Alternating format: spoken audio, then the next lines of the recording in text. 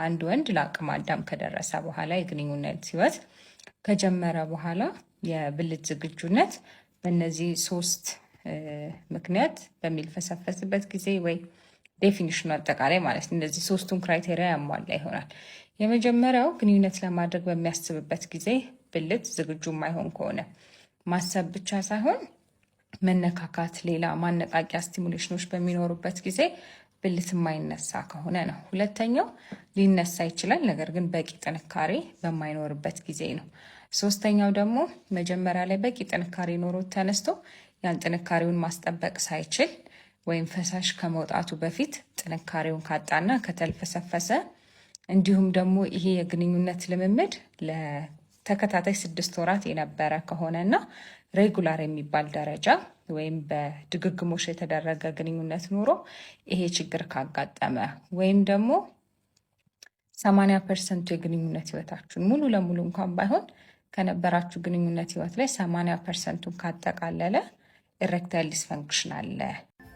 እንደ እብድ አፍቅሬው ላገባው የተዘጋጀው ሰው ታናሽ እህቴን አግብቶ አብጄ እንድኖር አደረገኝ ትላለች የዛሬ ባለ ታሪካችን። ቤተሰቦች እንዴት ናችሁ? እንግዲህ በስቶሪ ታይማችን ተገናኝተናል። ያደግኩትና የተማርኩት ክፍለ ሀገር ላይ ነው። ትምህርቴን እንደጨረስኩኝ ወደ አዲስ አበባ ለስራ መጣሁኝ። አንዲት ትንሽዬ ሱቅም ይዤ እንደ ማንኛውም እህቶቼ ስራ መስራት ጀመርኩኝ።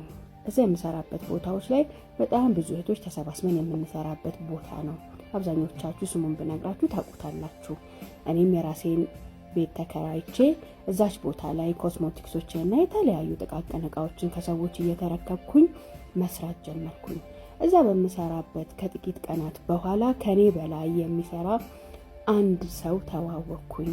ያ ሰው ሲወጣ ሲገባ ከሁላችንም ጋር የሚግባባ ጥሩ ሰላምተኛ የሆነ ጥሩ ሰው አክባሪ የሆነ ተጫዋች ሳቂታ የሆነ ሰው ነው። ልክ እንዳየሁት ግን የኔ ልብ ስንጥቅ ብሎ ቀርቷል። መጀመሪያ ያወቅኩትና ያየሁት ቀን ደነገጥኩኝ፣ አፈቀርኩት። ፍቅር ነው ብዬ መቀበል አልፈለኩም ነበረ። እየዋለ እያደረ ሲመጣ ሲሄድ ሲግባባን ግን መቋቋም የማልችለው ስሜት ውስጥ ገባሁኝ። በዚህ ስሜት ውስጥ ሆኜ እሱ እንደማንኛውም እህቶቼ እየቀረበን አብረን እየበላን አብረን እየጠጣን አብረን እየተጫወትን ከሁሉም እህቶች ጋር የሚያደርገውን ነገር እያደረገ እንደ እህት ከኔ ጋር፣ እኔ ግን በሱ ፍቅር ተይዤ ማበድ እስኪቀረኝ ድረስ ብቻዬን እየለፈለፍኩ 6 ወራትን አስቆጠርኩኝ።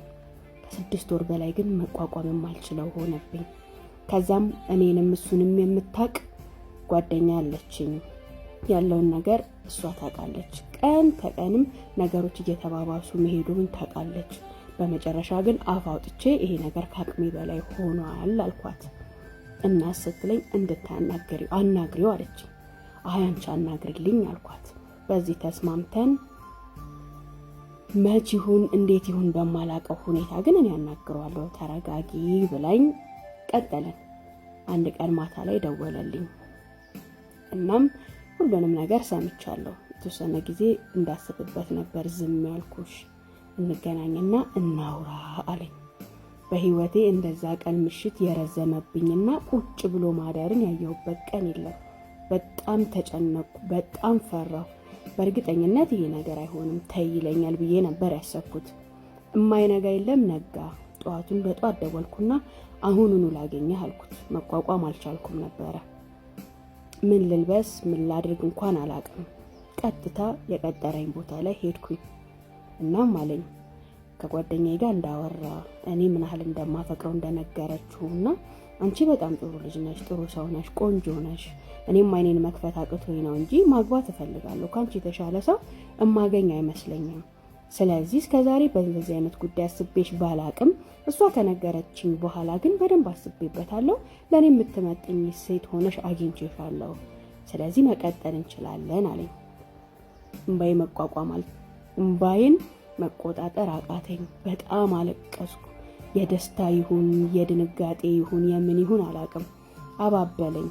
በህይወቴ እንደዛ ቀን ተደስቼ አላቅም። ያ ደስታ የመጀመሪያውም የመጨረሻውም ደስታዬ ነው በህይወቴ ትለናለች።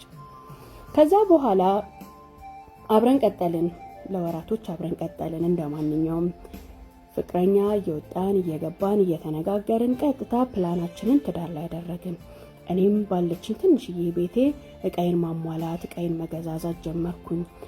ሁሉም ንግግራችን፣ ግንኙነታችን፣ ቀጠሯችን ሁሉ ስለ ጋብቻችን ቀን፣ ስለ ጋብቻችን ሁኔታ፣ ስለ ቤቶቻችን ሆነ። በዚህ ሁኔታ ውስጥ 3 ወራትን እንደቆየን ታናሽ እህቴ ክፍለ ሀገር ላይ ቤተሰቦችን በጣም አስቸገረቻቸው። አንደሬጅ ናት፣ ዱርዬ ሆነች አሉ በእነሱ ቋንቋ። በጣም አስቸጋሪ ሆነች። ከተለያዩ ወንዶች ጋር በሚያዩዋት ሰዓት እስኪ ከተረጋጋች ስማችን ጠፋ ብለው ትምህርት ተዘግቶ ነበርና ወደ እኔ ላኳት። እኔ ጋር መታ ትምህርት ቤት እስኪከፈት አንቺ ምከሪያት፣ እዛ ትንሽ ትረጋጋለች፣ እዚህን ክረምት በዚህ ሁኔታ ከቀጠለች ስማችን ይጠፋል አሉኝ። በምን ሁኔታ እንዴት ሁኔታ እንደሆነ አላቅም። እህቴና እኔ በጣም እንከባበራለን። እንደዚህ አይነት ዲቴሎችን አናወራም። እኔ ታላቋ ነኝ፣ አፍራታለሁ። ትንሽ ኃይለኛና ቀዥቃዣ አይናውጣ መሆኗን አውቃለሁ። ነገር ግን እዚህ መታ እንደዚህ አይነት ነገር ውስጥ ትገባለች የሚል ምንም አይነት ጥርጣሬው አልነበረኝም። እኔ ወጣ ገባ እያልኩኝ የቤታችንን እቃ ለመሙላት አንዳንድ ነገሮችን ለማድረግ ዞር ዞር ስለነበረ እሷ ሱቅ መቆም ጀመረች። እኔ ደግሞ አብዛኛውን ጊዜ ቤት ገበያና አንዳንዴም እሱን እያገኘሁኝ መቀጠል ጀመርን። መች ይገናኙ፣ መች ይተዋወቁ፣ መች ያውሩ፣ መች ምን እንደሆነ ምንም የማውቀው ነገር የለም። እኔ ጋር በዚህ ሁኔታ 2 ወር ቆየች። እንደሚተዋወቁ አውቃለሁ፣ ስራ ቦታ ስለምትውል እንደ ማንኛውም ሰው እሱም ስራው ቦታ እዛው ስለሆነ ሲወጣ ሲገባ እህቴ መሆኗን ነግሬዋለሁ። ከሁሉም ጋር ሰላም ይላታል፣ ይስቃሉ፣ ይጫወታሉ። እኔም ባለሁበት ኖርማል ድሮ ከኛ ጋር የነበረው አይነት ቀረቤታ ከሷ ጋርም አለው። ከዛ ውጪ ግን መቼ ምን እንደተፈጠረ አላውቅም። 2 ወር በኋላ እሷ ወደ ቤተሰብ ሄደች። እኔም ደግሞ መች ነው የምንጋባው? አሁን ሽማግሌ መላክ አለበት፣ መች ፕላን እናርግ እያልኩኝ ለ1 ሳምንት ያህል እሷ ከሄደች በኋላ ማውራት ጀመርን። ከ1 ሳምንት በኋላ ግን ሙሉ ለሙሉ ጠፋ። ምን ተፈጠረ አልኩኝ። ስራም ቦታውም ላይ አይመጣም፣ እኔም ጋር አይደውልም፣ ስደውልም አያነሳም፣ ቴክስትም አይመልስም። በጣም ግራ ተጋባሁ። ላገኘው አልቻልኩም፣ ላወራውም አልቻልኩም። እሷ ከሄደች ከ3 ሳምንት በኋላ እሱም ከዘጋኝ ከ2 ሳምንት በኋላ በእሷ ሽማግሌ እንደሚላክ ሰማሁ። ዋው በጣም ደስ ይላል፣ ማን ነው ብዬ ጠየቅኩ። እናቴም እዛው እናንተ ጋር ሄዳ ያገኘችው ሰው ነው ስትል ነገረችኝ። በጣም ደነገጥኩኝ፣ ግራ ገባኝ። ከማን ጋር ተዋወቀች? ማንን አገኘች? ማን የተለየ ሰው ነበር ብዬ ባስብ ምንም ሊመጣልኝ አልቻለም። የእሱ መጥፋት፣ የእሷ ሽማግሌ መላክ ላስበው ባልፈልግም ነገር ግን በጣም ግራ አጋባኝ። አንድ ቀን እንደምንም አፈላልጌ መውጫ መግቢያውን ጠብቄ አገኘሁት። ምን ሆነህ ነው? ምን ተፈጥሮ ነው አልኩት። ከዚህ በኋላ አትደውይልኝ፣ በጣም ይቅርታ አለኝ። ለምን አልኩት። ከእህትሽ ጋር ተዋደድን አለኝ። ልክ እንደ እንጨት ቆሜ ቀረሁ። ከየትኛዋ እህቴ ጋር? ሌላ እህት አለሽ እንዴ አለኝ። አልገባኝም። መች ተገናኝታችሁ፣ መች ተዋውቃችሁ፣ መች ተግባብታችሁ? አንቺ ከኔ ፍቅር እንደያዘሽ እኔም ከሷ ፍቅር ያዘኝ። የኔና አንቺን ግንኙነት የምታውቀው ነገር የለም። በእርግጥ እኔና አንቺ በቀጠል እንደምንችል በአቅም ፍቅር ይዞኝ ሳይሆን ለማንኛውም ሰው ስንጋባ ወድሻለሁ ብዬ አስቤ ነበር። እሷን ግን ገና ሳያት መቋቋም የማልችለው ስሜት ተሰማኝ። ስለዛ ይቅርታ አድርጊልኝ፣ አሁን ሽማግሌ ልክ ያለሁኝ ልንጋባ ነው ብሎኝ ቁጭ። በዛ ሰዓት ሰማይ ይደፋብኝ፣ ምድር ይገልበጥብኝ። ምንም የማውቀው ነገር የለም። ቤት እንዴት እንደገባው፣ የት እንደሆንኩኝ፣ ምን ያህል ጊዜ ቤት ተኝቼ እንዳሳለፍኩኝ ምንም የማውቀው ነገር የለም። ጸጥ አልኩኝ። ምን ይደረጋል? ምን ይባላል? ምን ይኮናል? እውነት አላወቀችም እኔ እና እሱን ግንኙነት? እውነት አትረዳም? እውነት ከኔ ተሽላ ነው? እውነት ከኔ በልጣ ነው? እኔ ነኝ ቆንጆ፣ እሷ ናት የበደለችኝ፣ እሱ ነው የበደለኝ? ዝብርቅርቅ ያለ ስሜት፣ ዝብርቅርቅ ያለ ሀሳብ። እናቴ ሽማግሌ ስለሚላክ እንድትመጪ አለችኝ። በፍጹም መምጣት አልችልም፣ እዚህ ከባድ ስራ አለብኝ አልኳት። ሊያስገድዱኝ ቢሞክርም መገኘት እንደማልችል ተናገርኩ። ከሽምግልና በኋላ ወደ ቀለበት አደረጉ። ከቀለበት በኋላ ማንዛዛት እንደማይፈልግ ተናግሮ ቀጥታ ቤቱ ይዟት ገባ። ቤተሰቦቼ መልስ ሲጠሩ ግን ግዴታ ነበርና እንድገኝ አደረጉ። ሄድኩኝ፣ ስራ አገዝኩኝ፣ ቦታው ላይ ተገኘው። ስሜቱ ደረትሽ ላይ በጩቤን የመወጋት ያህል ነው።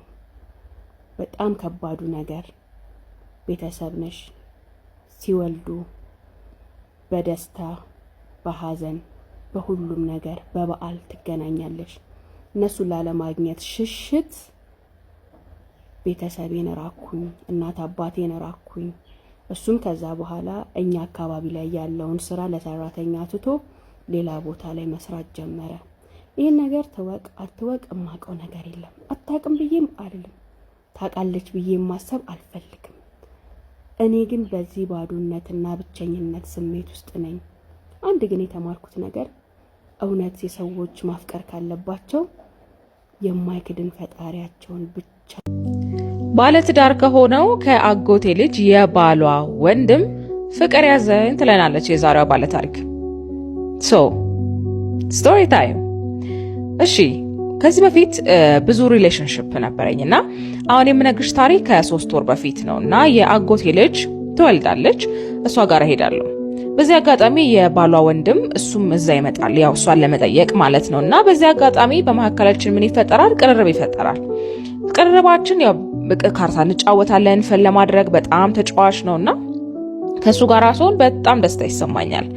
በሰዓቱ እኔ ቦይፍሬንድ ነበረኝና መቀራረባችን በዛና በቃ ሳናስበው ወደ ፍቅር ተቀየረ፣ እኔና ልጁ ማለት ነው።